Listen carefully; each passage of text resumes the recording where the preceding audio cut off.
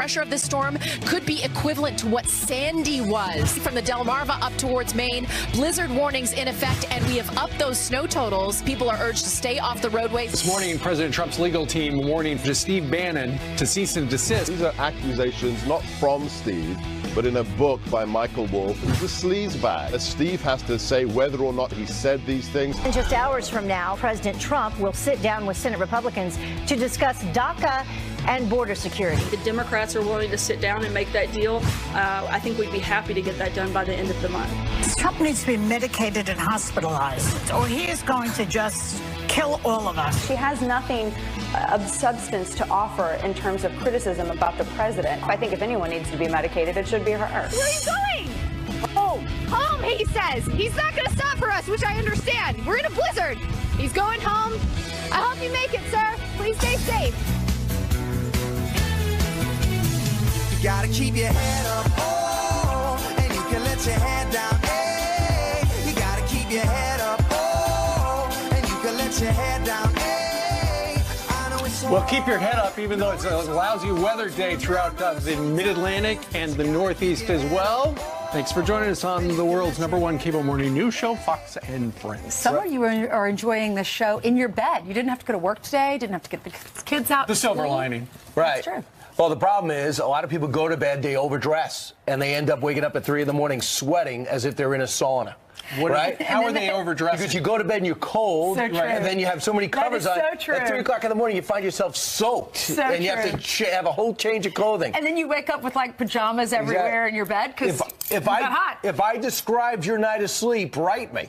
I think you're describing your night of sleep. Well, we don't sleep enough to get sweaty. Yeah, but you're right about that. Oh, I have a story, and I'll just keep it to myself. Right, you have to. I do. I can totally relate to that. Because we got lots of news to talk about. This is a Fox News weather alert. A massive winter storm hammering the East Coast from the Mid-Atlantic, dumping snow and unleashing winds that could be worse than Superstorm Sandy in some places right through New England. Hope without the surge. More than 60 million people are in the storm's path, and more than 3,000 flights have already been canceled or delayed. All right, if you're thinking about hitting the road, think again. These are the conditions you could face. A treacherous commute in Ocean City, Maryland. Janice Dean braved the storms here to go to the plaza, where the snow is falling outside.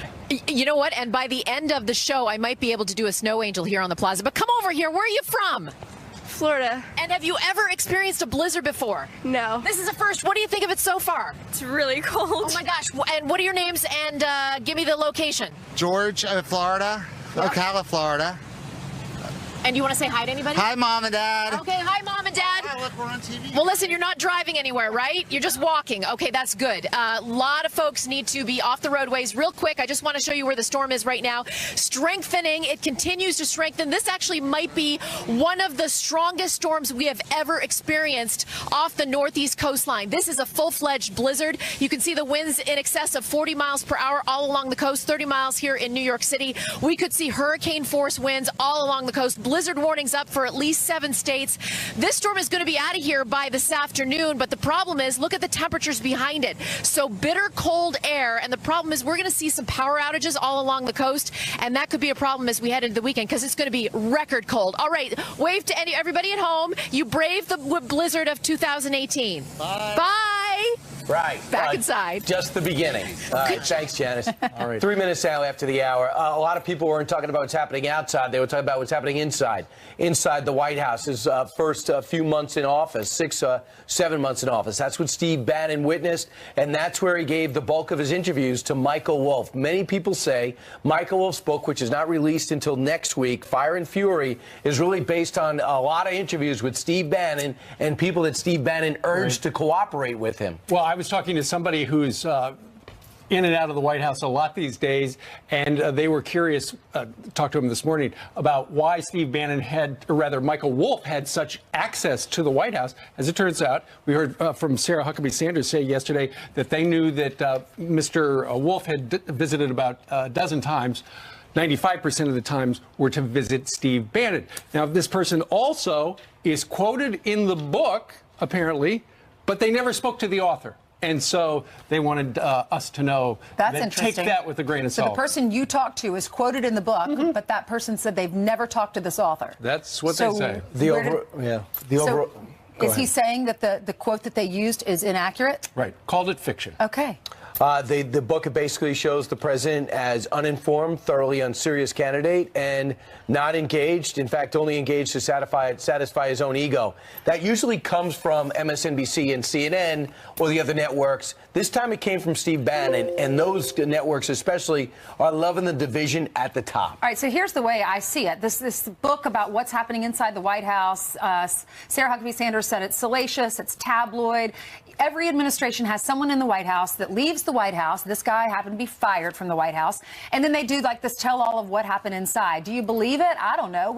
There was that author that was always on our show talking about what Hillary Clinton, what was happening in the White House when Bill Clinton was president, how she threw the vase across the room. You know, it's interesting to hear these things, but do you really believe it? Do you really care? Does it really affect your family? Well, there's one thing to be said about the fact that Steve Bannon apparently reportedly told Michael Wolff these things about the presidency and his family, all very salacious, up until yesterday. And then last night, Steve Bannon, who hosts an XM Sirius radio show across the street, he actually changed his tune. It could have been the cease and desist letter from the president's lawyer saying, hey, you signed a non-disclosure. You can't say anything bad about the president. And last night, after a caller asked him about the book, he didn't say anything bad about the president. Listen. The President of the United States is a great man. You know, I support him day in and day out, whether going through the country, giving the Trump miracle speech or on the show or on the website. So I don't think you have to worry about that. But I appreciate the kind words. But what he does is he says some disparaging things about the president's intellect, study habits, and that's really where a lot of the damage is done. And the question is, back to what you were saying, I think people are interested. I'm always interested in what goes on in the White House, whether it's President Obama, President Clinton. I mean, I'll still break out Nixon books to see if I can get a different perspective about what's happening. The question is, what does Steve Bannon get out of doing this? He loses his base of influence. The calls to the White House stop. The financing of his candidate stops because the Mercers, some of the richest people in the country, a vital financier and backer of President Trump, have made a decision. They're staying with President Trump. They have divorced themselves from Steve Bannon. Well, so now he's got what? Breitbart and a radio show. Well, why would he do this, you wonder? I mean, the president said in a tweet that he's lost his mind. He did get fired. The president didn't bash him until Steve Bannon bashed him first. So who knows? I mean, maybe he did lose his mind. Maybe he is crazy. I don't know. Matt Drudge says Steve Bannon is schizophrenic this morning. Says that basically he's got two personalities. John Podhoretz writes in the New York Post today that Michael Wolff is a terrific writer. He weaves solid reporting with errant speculation, in his estimation. It's impossible to tell what's true from what's too good to be true. And we told this story about how in the book it says that the president never knew who John Boehner was, which is pretty funny. Michael Caputo, who was a campaign advisor, said this book, not to be trusted. I stand with the president. This book by Michael Wolff is just trash. The comments about, in particular, about Don Jr. in that meeting in Trump Tower in June of 2016, they were, I was really disturbed by those comments. I think that causes grief for the president and this presidency in the context of the ongoing Russia investigations.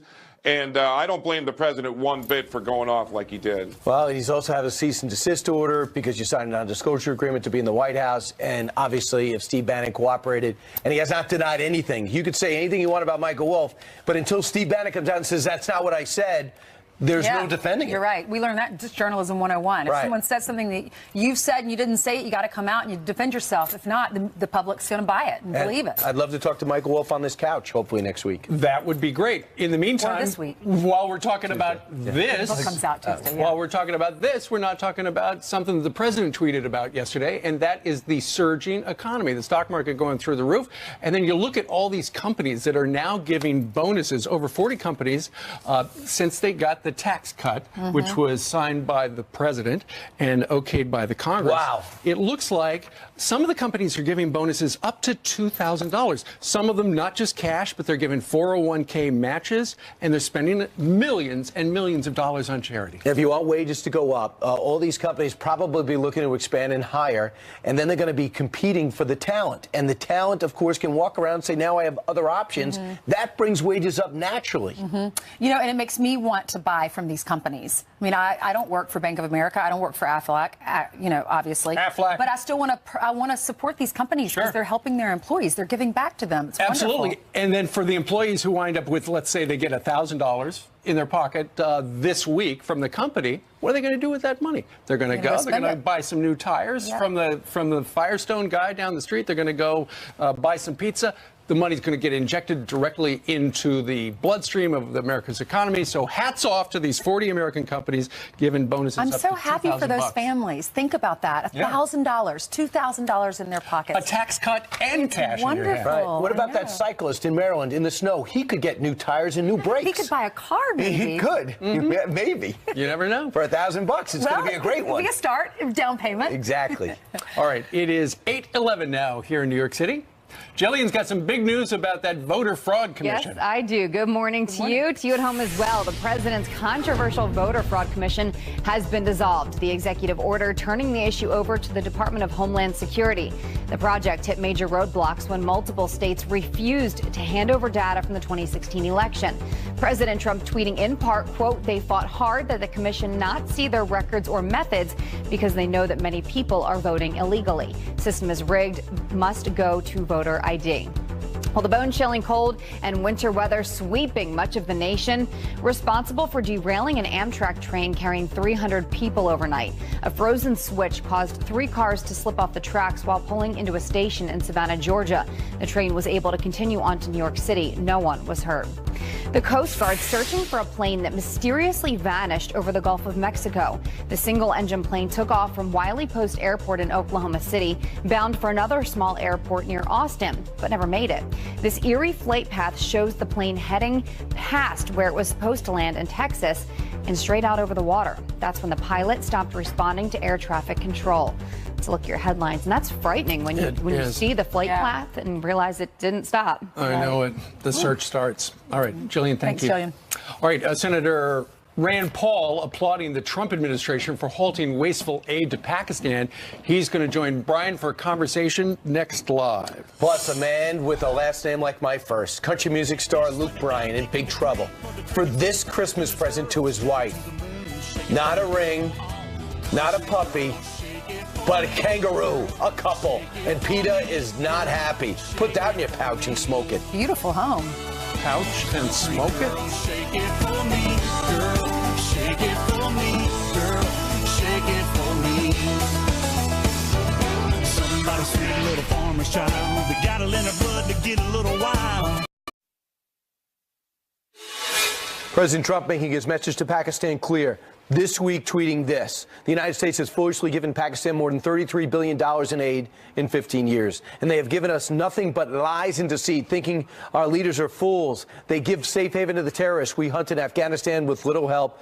No more! Exclamation point, close quote. Our next guest applauds this move in this tweet, saying the U.S. should not be sending money to countries that burn our flag. GOP Senator Rand Paul joins us. He's on the Foreign Relations Committee. And Senator, you may know that they're not going to be sending it over $100 million to Pakistan. That's already been decided. Pakistan says they're confused by this message. Are you confused? No, I've been advocating for this for years. I would take the money that we send to a lot of countries that aren't necessarily our friends, like Pakistan. I would redirect that money into building roads and bridges here. In fact, I have a bill that I will introduce next week that will take the about $2 billion we spend in Pakistan. Let's spend it in the United States. This is something that I've agreed with President Trump on for several years now. Let's spend some of that money here at home. Let's don't give it to people who hate us and burn our flag and chant death to America. So are you worried about losing influence and opening up a door for maybe China to spread their influence inside that country, and maybe we lose the binoculars on their nuclear program and weapons? I think one way you engage with people is through trade and interaction, and we can still have military arrangements with them. But I'd like to see somebody who actually has money to buy our stuff rather than we give it to them. We give everything to Pakistan. And there are rumors that the Pakistani intelligence actually cooperate with a Haqqani network that kills our soldiers. So I think it's a real disservice. I know a lot of these young men and women. Some of them are in my family. I think it's a real disservice to them to give money to a government that may be cooperating with people who are killing our soldiers. So, no, Pakistan at best is a frenemy, but they have not been behaving. Look, bin Laden lived in their country for a decade. They did nothing about it. They have Christians they've incarcerated. The doctor that helped us get information to get bin Laden when we finally captured him, he's in jail for 33 years from the Pakistani government. So, no, they're not really our friend. Yeah, they summoned our ambassador. So I think the president's not backing off on this. Now, let's look elsewhere around. The president also said, I'm looking at the Palestinian Authority. They don't want to sit down and talk with us. We're giving them money. I'm going to revisit that. Among the people that don't want the president to sit back for now are the Israelis. They say, listen, we don't want unrest in Gaza. We don't want mass, a humanitarian crisis in that area. What's your reaction? Well, I introduced a bill about a year ago to cut off the Palestinian Authority's aid. And here's the interesting thing. Israel does complain because we're paying for it. Let Israel pay for it. If Israel thinks the Palestinian Authority ought to get money, let's see if they can pass that to the Knesset. So we end up giving all the money to the Palestinian Authority, and they preach hatred of Israel. And then Israel says, oh, we need to keep giving money to the Palestinian Authority. No, I'd cut it all off. We don't have any money. We're $700 billion in the hole. Why are we giving the money to the Palestinian Authority? If Israel wants to cooperate with the Palestinian Authority and thinks that they should get money, they should vote for it. The average living standard for the average Israeli is greater than the average American. They've got money. They should pay the Palestinian Authority, but I wouldn't give Palestinian Authority any money. Senator, I know you're kind of tight with the president. Are you guys on the same page as this? Or you just happen to agree on this from afar? Have you been speaking to him? I talked to him this week about the Palestinian thing, and I've also been in favor of building infrastructure. And a real rub of how we build infrastructure, he's wanted to do $1 trillion worth of infrastructure, is where do you get the money? We're already $700 billion in the hole. Foreign aid and aid to Pakistan won't pay for all of it, but the last 15 years you mentioned, we've spent over $30 billion in Pakistan. That's quite a few bridges. We have a bridge between Kentucky and Ohio that we've wanted, would cost about $500 million. All right. That we could have easily built that with some of that money we sent to Pakistan. Always good to see you, Senator Paul. Thanks so much. When we come back, we talk about unemployment, the economy, and more. This is Fox and Friends.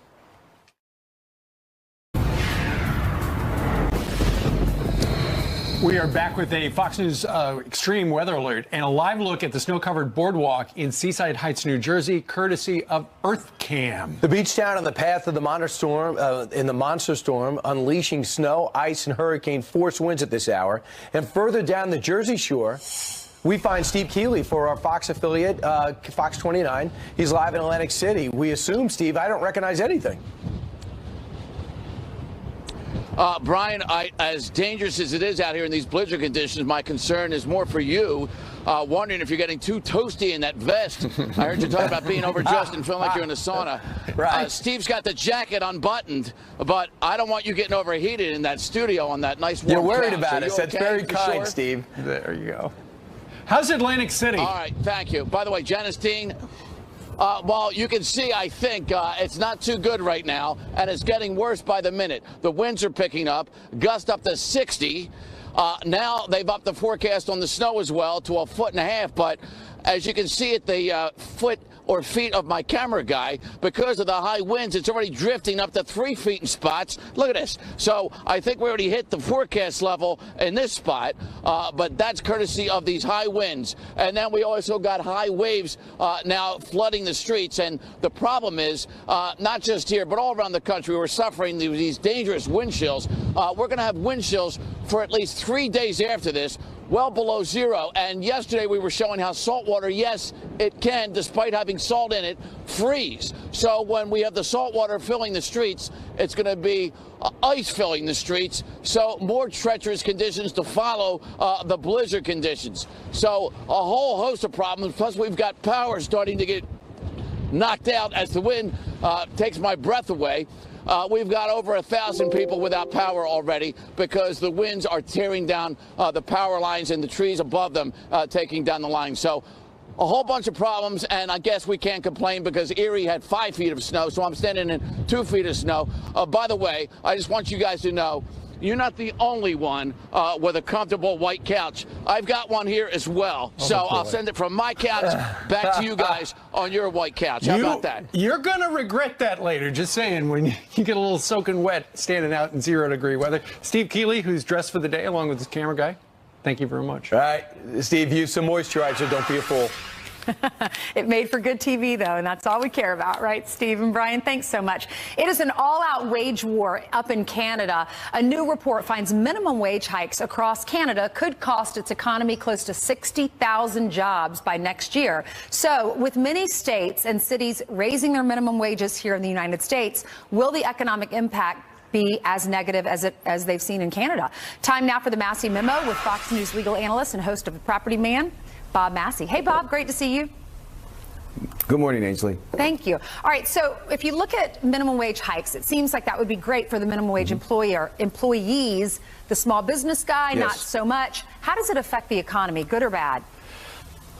You know, this wage increase has been around for many years, Ainsley, and obviously if you raise it up to what they're talking about, $15 an hour, that could be devastating to businesses because ultimately it's going to happen. They're waiting for this tax reform now to help them grow their business. With that kind of increase, there's no question there will be a reduction in staff, and ultimately you're going to have people that are going to be affected. It's going to affect bonuses, raises, and things like that. So in the long run, although we understand that you want to be able to give people more money to be able to stimulate the economy, if businesses have to pay that kind of money, and I represent a lot of businesses like that, they said it's going to devastate their business. Really? So businesses won't be able to grow with wage hikes?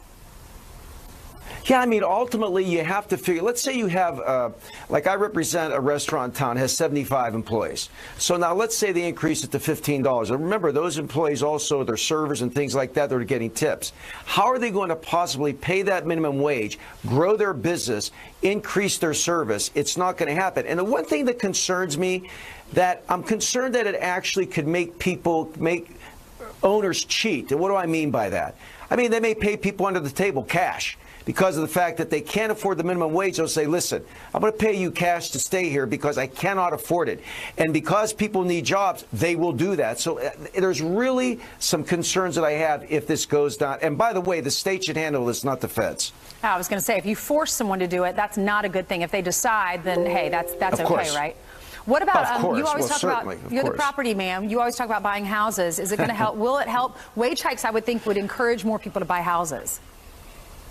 Yeah, that's true. And I read a couple articles about this. The problem is what happens to those people who loses their jobs. Now, if they lose their job because of the pay hike, because there had to be a reduction in the amount of people working, that's going to affect the economy from the perspective they won't have the money to buy cars, buy houses, buy consumer goods every week. So this is a real balancing act. And it has to be looked at where we care about the employee and their ability to buy, but also the employer's ability to be able to grow and give bonuses and raises and benefits and pensions. And that's what you have to be careful of with this increase in minimum wage. Okay, we'll leave it with your Massey memo. What is it today? Balancing act. Everything has to go on its own, and you have to be concerned that ultimately the growth of the business can be stifled. Okay. Property Man airs on FBN, Fox Business Network, on Friday nights at 8:30 p.m. Thanks, Bob. Great to see you. Thanks, Ainsley. You're Thank welcome. you. Well, they say violence is necessary. So why is one of the top guys at the DNC promoting the Antifa movement? Plus, the president firing back at Steve Bannon for trash-talking his family, threatening even a lawsuit now. Anthony Scaramucci, what does he think? We're going to ask him. He's going to join us live next. Let's get it started in here. Let's get it started. Let's get it started in here. Let's get it started. Let's get it started in here. Look out, baby, now here I come. I'm bringing you a love stew, yeah. Get ready. All right, we've been getting ready for Anthony Scaramucci, former guy who worked in the White House, communications director. Former guy. He currently still a guy. he's still old man. Newsflash, still a guy. Yeah. Well, we sent a dog sled out. Thanks for making it today. No, great to be here. All right, so I'm loving the vest. I know, Brian. right? It's fantastic. Right. Yeah. But don't make Steve feel bad. Comment on something Steve's wearing. No, Steve looks great, but the vest is saying something about how you grew up. Anthony, top story on every network. Everyone's talking about this book that Michael Wolff wrote and talked about Steve Bannon saying all kinds of salacious bad things about the president's family when he was working at the White House. What is this true? Listen, I don't know if it's true, but what I would suggest to people, because what goes on in the industry now is people just say whatever they say. Let's go verify it. Okay. At the end of the day, some of it may be true, some of it may not be true. But I have to say this: if he did say it, he should get out there and walk it back. So he's got two choices. I'm not his communications director or his strategist, but if I were, I'd say, walk it back. Donald J. Trump is not treasonous. He's an American patriot. He loves his dad and he loves his country. So walk it back if you did say it. And if you didn't say it, then you got to go out there and denounce that you didn't say it. One or the other. When he's talking about Donald Trump Jr., basically he said that he is going to crack like an egg, and Mueller is going to focus on money laundering, and predicted that's going to be on national television. Okay, so again, I don't know if he said that, Brian, or he didn't say it, but let me just say this. It's been a few hours it's been out, and he hasn't walked it back. So he's not going to crack like an egg. He's got nothing to crack about. He's an extremely honest person. I'd put all my money on the table. Okay, you guys remember Jan4? He was the governor of New Jersey. He had a scandal with MF Global. It wasn't really a scandal. It was just a bad. It was a bad trade. No, he was at MF Global, the CEO. Everybody on CNBC all around said he was a criminal. He stole the money. I got out on the air. I said he's not a criminal. He may not like his politics, but he's not a criminal. He didn't steal $1. Okay. Donald J. Trump Jr. is a very honest person. I have no problem standing up for the guy. I have no problem sticking up for the family. These are very good people that love the country.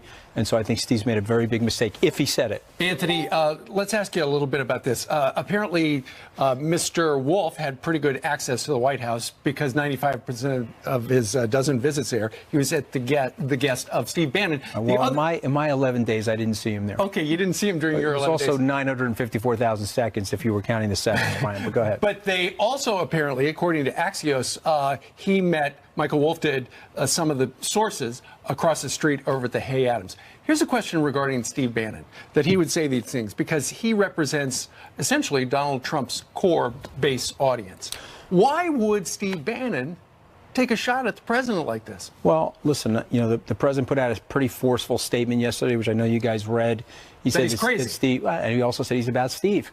6 months ago, I said that. I said he's there building his own brand. He's about Steve. Again, I would say to Steve Bannon, if he's listening to your show, why don't you drop the nonsense, apologize to everybody, and rejoin the team?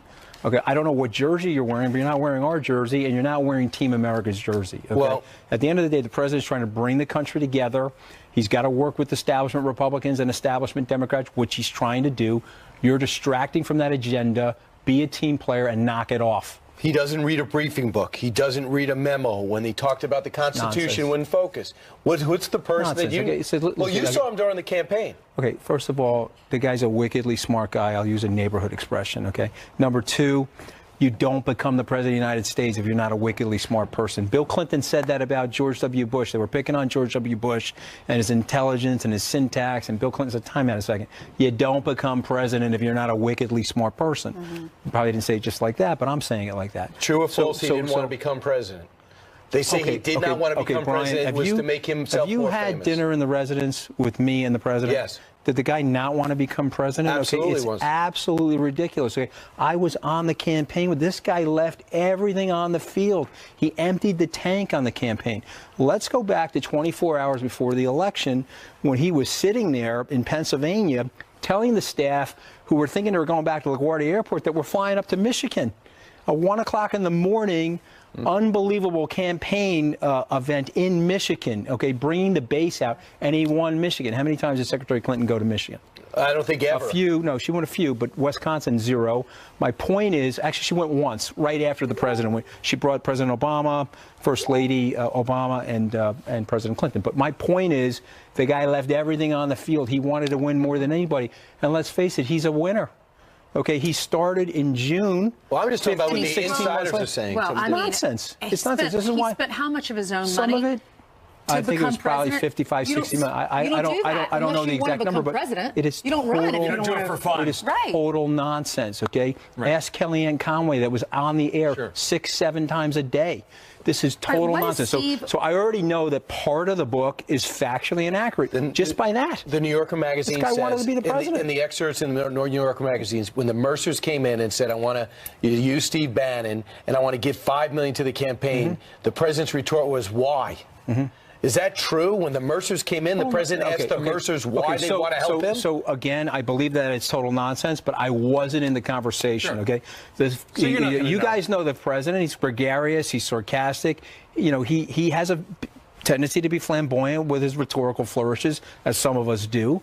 Big deal. But here's what I would say to Steve Bannon again: you're losing your access to the White House because of the way you're running your mouth, and you're losing your access to the Mercers. Okay, the way you're running your mouth. So why don't you stop running your mouth and get to a good life coach and knock off the nonsense? What is Bannon like? What's Bannon like behind the scenes? Why did he get fired specifically? And what's his personality like? He's a very smart person. He's a very good writer.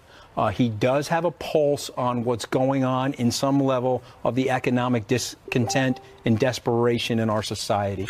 And that, I think, him and the president had common interests with.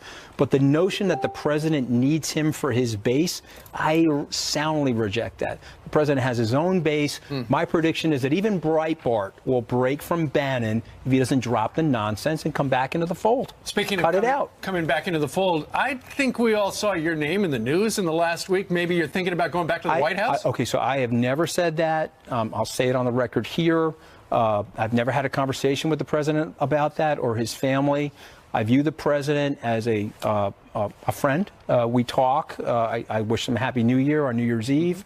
He's been a good friend to me. Because I got fired because of what happened with my interview and General Kelly's decision to fire me, I'm not breaking ranks from the president. He's got an unbelievable agenda for the American people. The economy's growing. Wages are up for middle class and lower class families. He's going to tackle these national security issues better than anybody else that we could have put in that job. And so I'm not breaking with the president. And by the way, he's a friend of mine. I'm focused on my house, not the White House. What are you doing now? What am I doing? I'm waiting for my deal to close. Unfortunately, my deal needs CFIUS approval. I sold my business to H&A, and it's taking a little while longer, but there's no, in my opinion, there's no national security reason why my deal can't close. And so hopefully we'll hear about that in the first quarter. That deal closing, and then I'll sit on the couch with you guys all day. Is there something that you did would prevent you from going back to the White House? Because I know you want to serve the country. You looked at two or three different positions.